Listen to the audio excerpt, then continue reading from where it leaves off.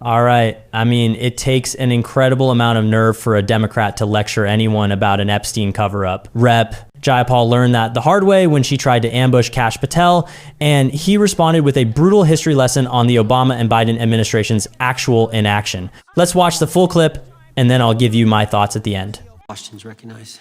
Thank you, Mr. Chairman. Mr. Patel, before you joined the FBI, you had very strong opinions about what the FBI was hiding regarding Jeffrey Epstein. In a September 2023 interview with Glenn Beck, you said the Black Book is under the, quote, direct control of the director of the FBI. In December 2023, you said, let us know who the pedophiles are. Even for a short time after becoming FBI director, in February of 2025, you tweeted, quote, there will be no cover-ups, no missing documents, no stone left unturned. In June, you told Joe Rogan, quote, we've reviewed all the information, we're gonna give you every single thing we have and can.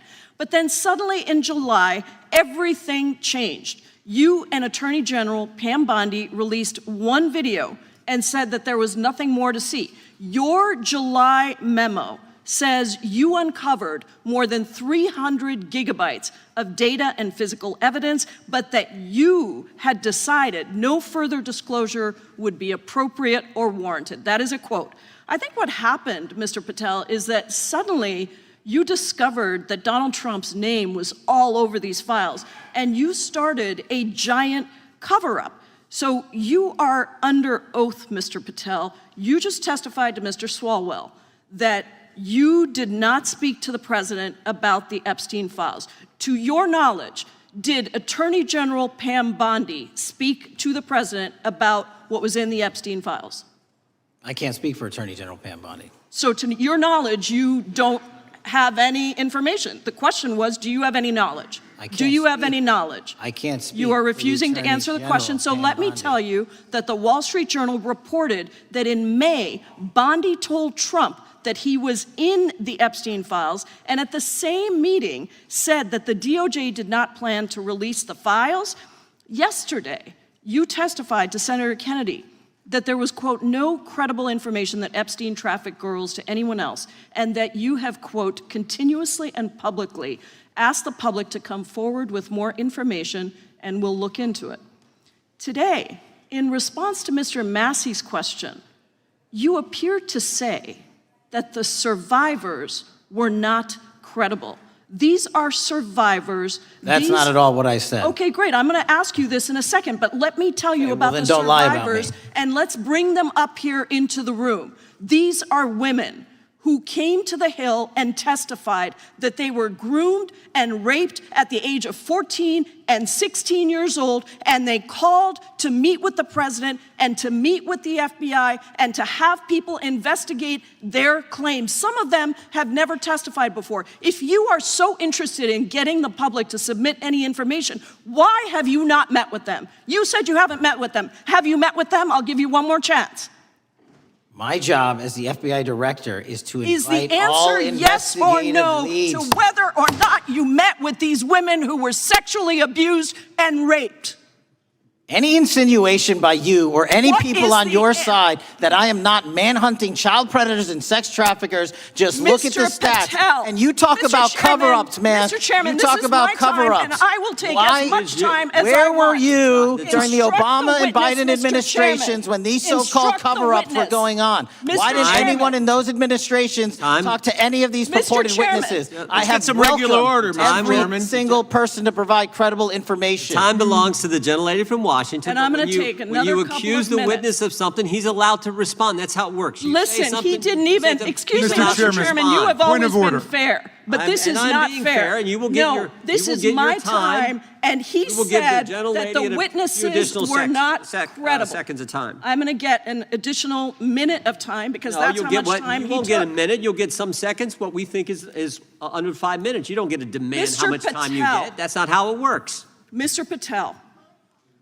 are the victims of the Jeffrey Epstein horrific trafficking ring, are they credible? Any person with information about ongoing sexual trafficking. I'm asking you if they're credible. Ma'am, I'm commenting on the evidence we have. But we have routinely asked for people to come forward with more evidence, and we will look at it. And the evidence that we have was the same evidence that the Biden and Obama Justice Departments had. And they determined, not me, they determined that that information was not credible. Chairman, he's not letting me even ask my questions. You ask the questions, he gives an answer. You may not like what he says, but that doesn't mean you get to interrupt him. He's not answering my question. Mr. Chairman, could we restore the gentlelady 45 seconds so she can complete her question? We'll give her additional 30 seconds, which is what I said earlier. I'm going to keep taking my time. Because you'll take the time that you get. You are not answering the question. The question is, you just don't like the answer. Are these women credible? It's a yes or no answer. I have answered the question. Well, and what is the answer? I keep telling you, I'm the only FBI director that has welcomed new information in this case. This administration is the only one that has welcomed any new information in this case. Is there a yes or no to present new credible information? Present new information. Are the victims credible or not? I'll tell you what happened in the last Trump administration. Are they credible or not? You can't even say. Victims credibly came forward, and you know what happened? President Trump authorized the indictments of Jeffrey Epstein. Not Biden, not Obama. President Trump no one else. called the entire thing a Democratic hoax.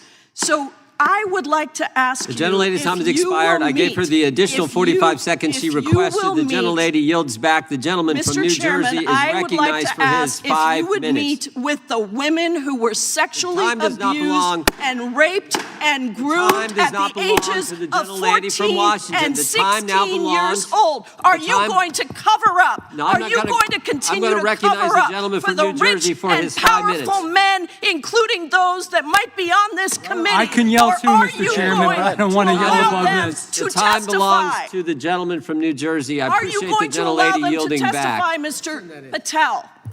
Go ahead. Will you allow them to testify to you, Mr. Patel? Mr. Patel, thank you for being here. I know it's been an interesting and difficult 2 days. And I wasn't going to talk about the Epstein thing because there's a lot of other issues that affect the FBI, but I have to say a few words.